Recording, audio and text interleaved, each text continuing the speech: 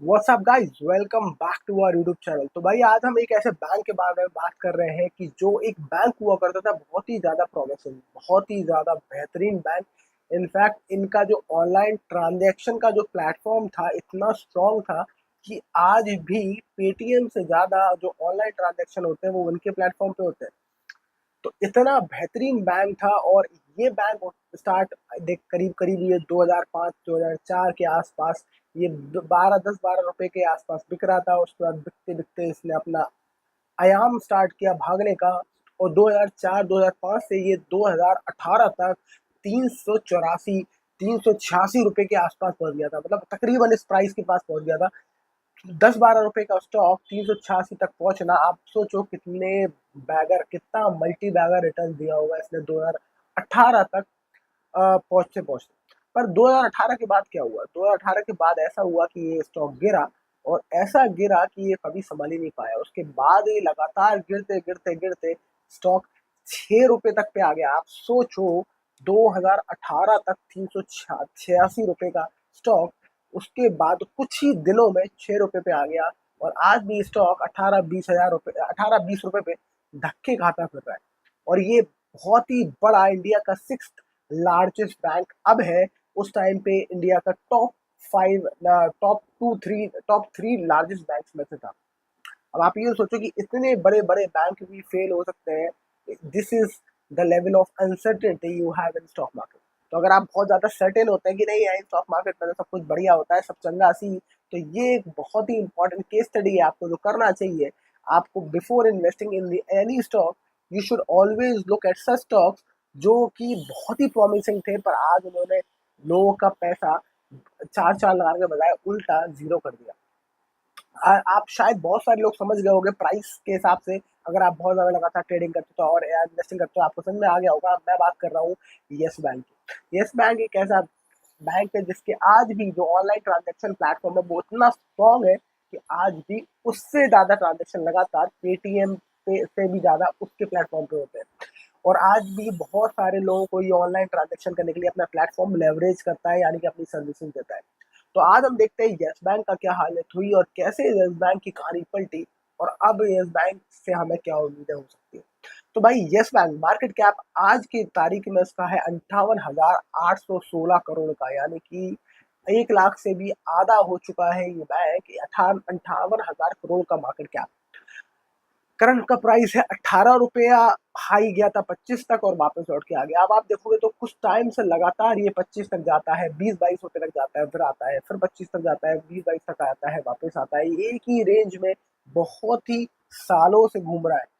अब आप देखें स्टॉक का प्राइस टू अर्निंग रेशियो 21। आज भी मतलब इतना 18 रुपए का स्टॉक होने के बावजूद भी इसका स्टॉक का प्राइस टू अर्निंग 21 है, यानी कि तब भी ठीक ठाक सा वैल्यू है।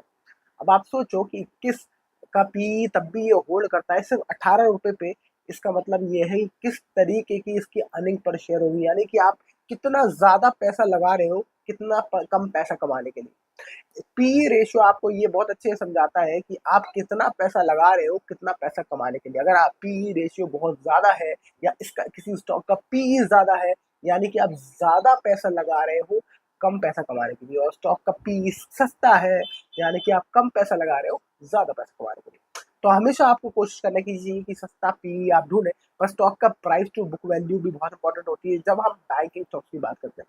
बुक वैल्यू 15 रुपए पे, यानी कि बुक वैल्यू पे आपको 3 रुपए, ये आपको थोड़ा सा ऊपर मिल रहा है, राइट। आगे चलते हैं इसको और देखते हैं आरओसी क्या है और आरओई क्या है। इस सिचुएशन में जब इस बैंक के इतने वारे नारे हो चुके हैं, इस वारे नारे क्या इसकी बैंड बच चुकी है।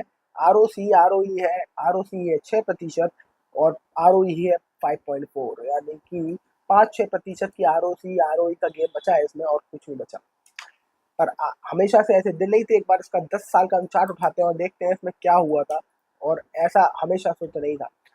तो अगर हम देखें इसमें कि 2015 पे अगर मैक्स पूरा टोटल अब तक का देख लें कि अब तक हम कब कब से ये कंपनी लिस्ट हुई है और उसके बाद क्या हुआ इसमें, तो हम देखते हैं मैक्स।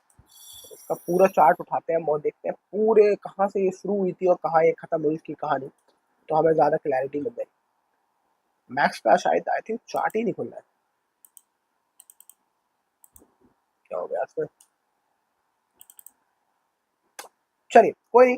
तो हम अगर अगर 10 साल का भी चार्ट देख लें हम, तो 10 साल का चार्ट देखिए, अगर आप 2018 से 374 रुपए से ये लगातार गिरता गिरता, और 2020 अगस्त 2020 पे ये 14 रुपए का आ गया था, 14 रुपए से ही लगातार उसी रेंज में घूम रहा है, लगातार उसी रेंज में, राइट।